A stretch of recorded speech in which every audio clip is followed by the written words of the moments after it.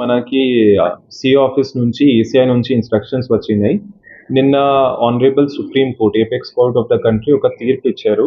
ఆ తీర్పు ప్రకారం తెలియచేయనిది ప్రజలకి అంటే దట్ ఈవీఎం ఒక ట్రాన్స్పరెంట్ సిస్టంలో సేఫ్ సిస్టంలో పనిచేస్తాయి.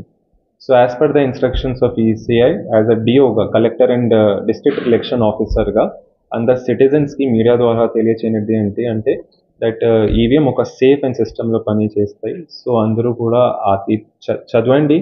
ఆ ఆనరబుల్ సుప్రీం కోర్ట్ ఇచ్చిన ఒక తీర్పు ఒక చట్టం సమానమే. సో మీరు చదివితే అందరికీ ఉపయోగపడుతుంది, నమ్మకం కల్పిస్తుంది. ఈ చిన్న సందేశం ఇస్తూ as per the instructions of ECI and CO గారు నేను సెలవు తీసుకుంటాను. Thank you.